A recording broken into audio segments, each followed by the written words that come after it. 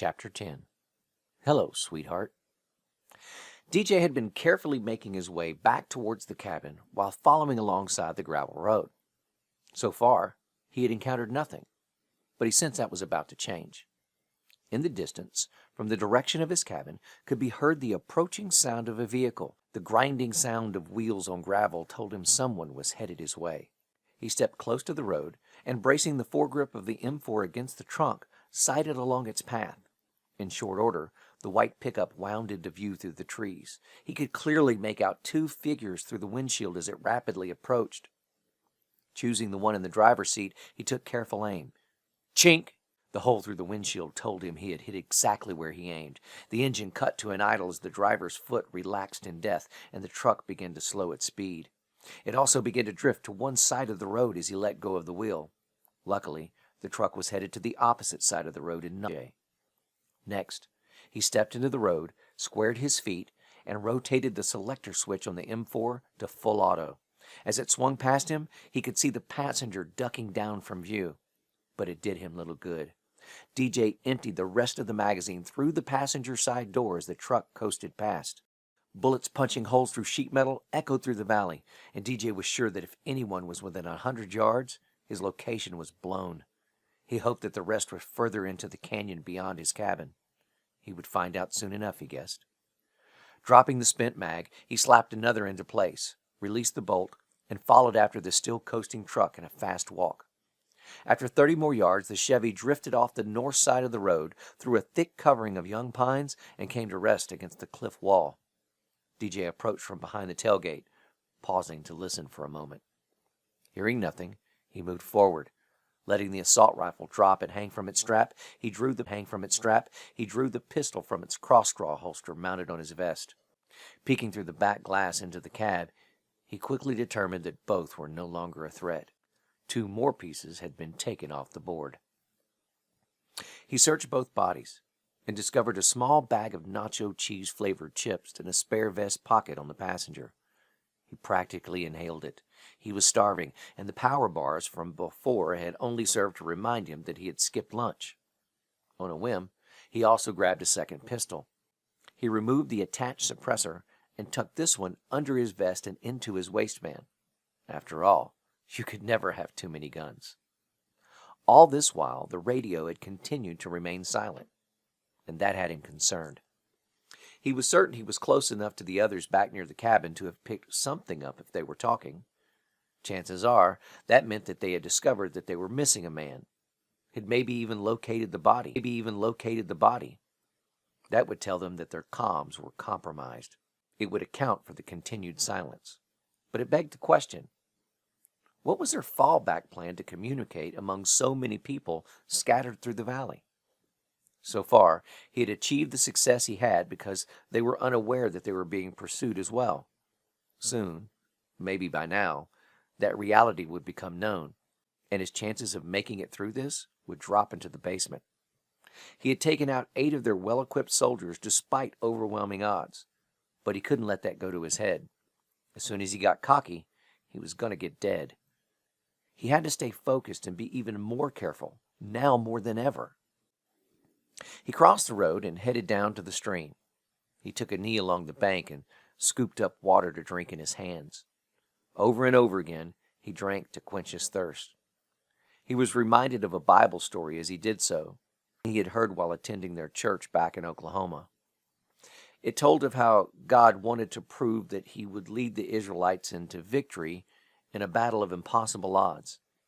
He had their leader send their small army to the river to drink. Some knelt down and lapped up water like a dog. Some scooped up the water with their hands so as to still keep an eye out for the enemy.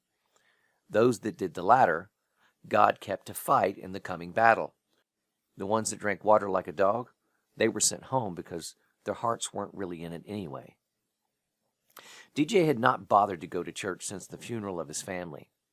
The congregation had, of course, reached out to him many times, but he just could not bring himself to go back. For one thing, Cassie loved attending their small church, and the thought of walking back through those doors only seemed to remind him of his loss. Secondly, he was bitter towards God. In fact, he was not believed anymore. It was something that he was on the fence with. I mean, how was a God that was supposed to be benevolent and kind have allowed the things that had happened in his life? He had tried to be a good person, and what did it get him? Shouldn't he have been protected from the evils that befell his family? After all, wasn't there a scripture that said he would keep his believers in the palm of his hand? If he was really out there, like DJ had been taught, then he certainly didn't seem too concerned with protecting DJ or those he cared about. He continued to drink while scanning the area around him and listening for trouble. He may no longer be certain that he believed in a God, but the story was a good one about remaining vigilant against your enemy. Never put your head down, he mused. 15 minutes later, he was approaching the clearing across from the cabin. He knew that there were at least 2 snipers from listening in on the previous conversations over the radio. Plus, he was seeing them dismount from the 2 vans on arrival. So he low-crawled through the undergrowth the last few feet. At the perimeter of the field, he took a knee on the backside of a large pine, removed the 3 times multiplier intended for the rifle, and slowly peeked around the edge, using the device like a monocular. There, laying prone on the porch, a few hundred yards away from where he now hid, was a sniper scanning the trees with binoculars. The light was really beginning to drop now, and he was reasonably sure that if he made no sudden movements, he would be very hard to spot.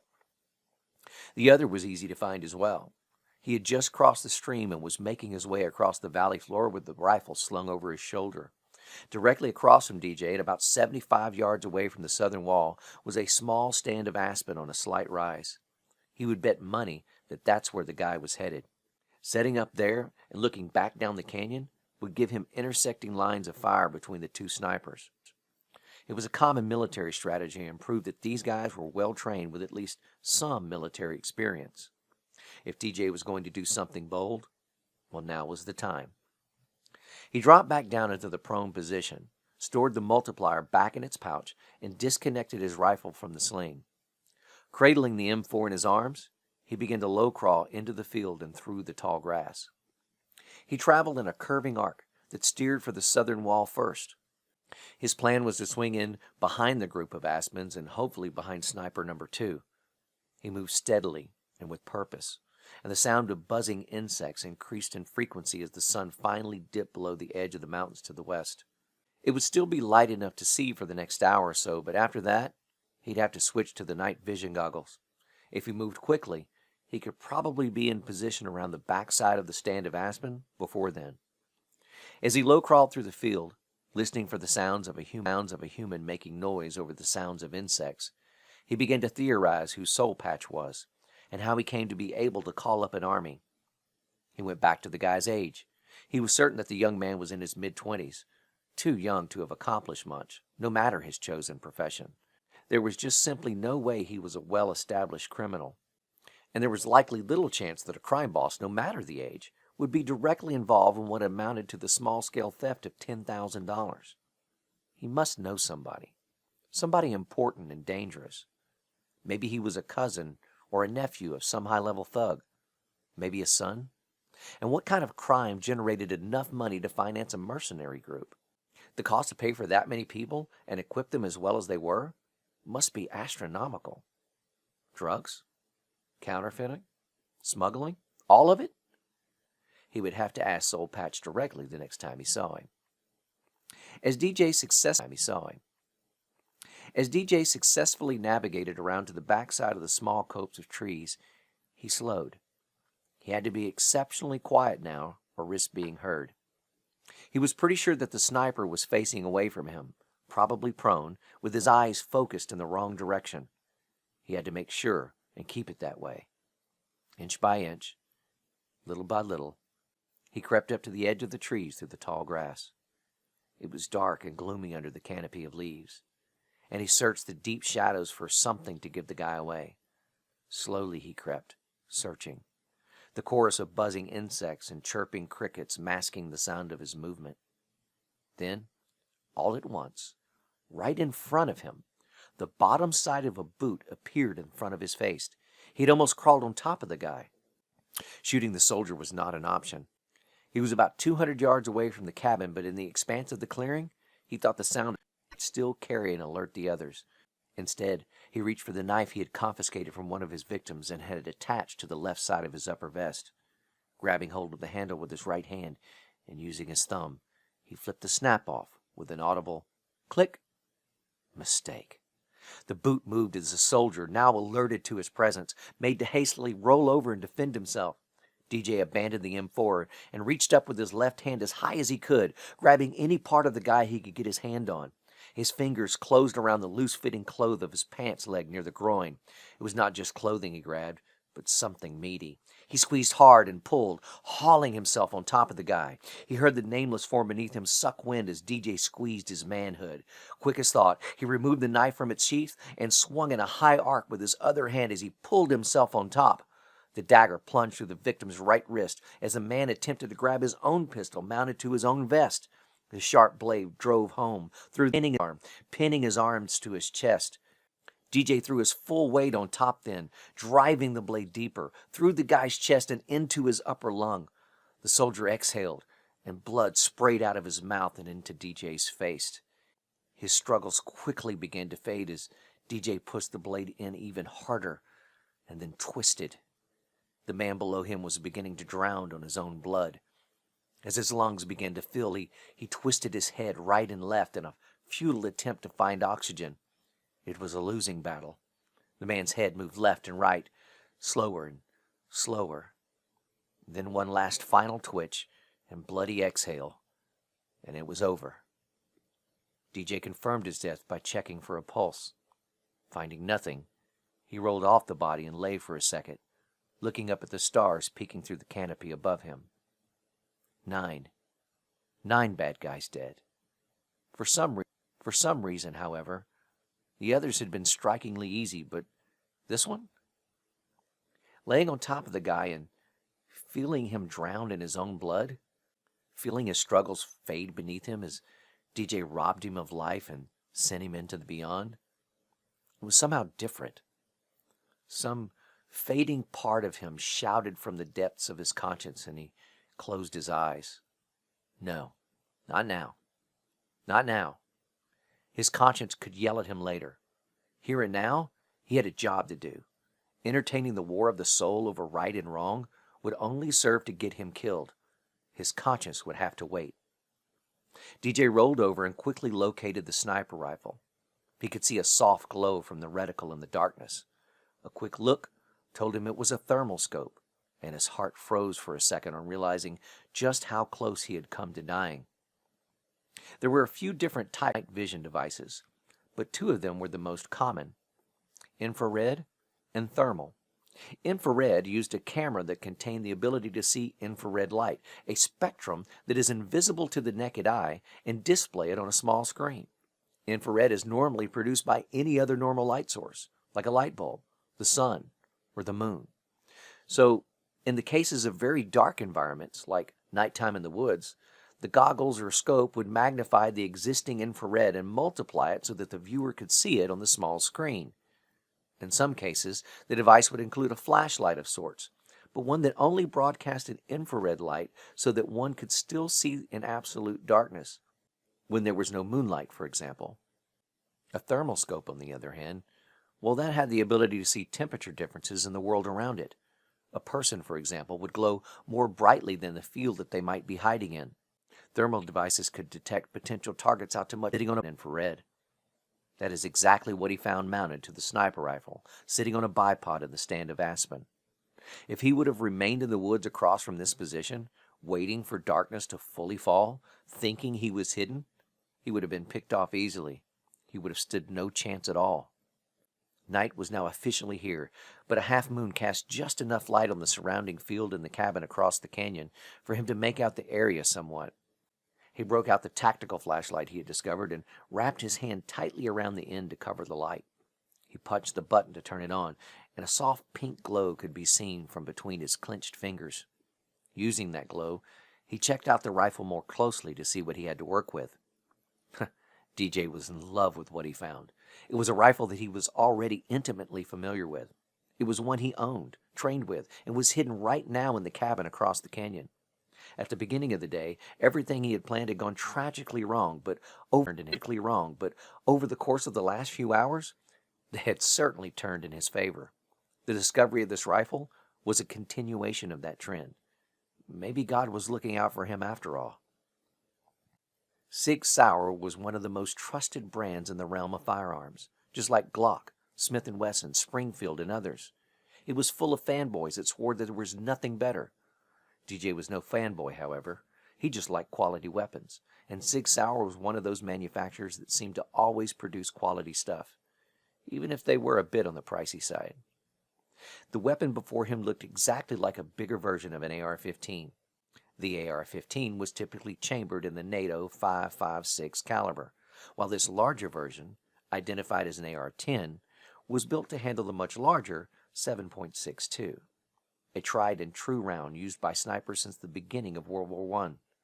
Since then, other rounds had been developed that were arguably better, particularly for ranges out beyond 1,000 yards. But the 7.62 was still a favorite around the globe. This particular rifle was usually called a DMR by the military and law enforcement. DMR stood for Designated Marksman Rifle, and it was a semi-automatic fitted with a 20-round magazine. In the hands of someone that knew how to use it, it was a game changer on the battlefield. And DJ was one of those people that knew how to use it. "Hello, sweetheart," DJ said lovingly. He picked up the silent Sig Sauer DMR and moved it from its current position to the side of the aspen facing his cabin. Laying prone behind the scope, he began to look for targets. At the cabin, set up on the porch and aiming back towards the main road, was the other sniper. He also spotted two more guys next to the far canyon wall on the other side of the gravel drive. Most of the lights were out in the cabin. Once, he saw someone pass across a window. Scanning the rest of the canyon, he saw no one else. By his calculations, that left 7 unaccounted-for soldiers and 3 original guys that started this whole thing. It was doubtful that all 7 were holed up in the cabin. If he had to guess, there were at least 3 more situated in the trees, either back from where he came, at the tree-covered entrance to paradise at the end of the canyon, or scattered somewhere between the two. He reached back and removed the radio from its pouch and hit the first button he felt. Doing so lit them all up in a soft orange backlit glow. Scanning the controls, he saw one marked Broadcast All next to the channel selector. Time to get into the head and rattle their cage a bit, he thought. He looked back through the scope and placed the glowing yellow aiming point on the other sniper some 250 yards away, and considered. Most snipers zeroed their rifle at 100 yards. At extreme distances, they would calculate bullet drop and dial in adjustments to the scope. At distances for 400 yards or less, most trained snipers did what they called holding over. Basically, they gave an educated guess at how much the bullet would drop below the crosshairs. If the sniper he had just killed with a knife was trained and experienced, and DJ had every reason to believe that he was, the scope on this rifle should be zeroed for the same 100 yards with nothing dialed in for increased distance. After all, it was only 200 yards to the trees that marked the perimeter of the field, and where the guy he had just killed had been aiming. If that were true, then it meant that in order to nail the other sniper, he would have to aim about 5 or 6 inches high. If he was right, then it was lights out. If he was wrong, the other sniper would quickly try to take him out. All right, God, if you're really there, help me out one more time. For Cassie. He hit the Broadcast All button on the radio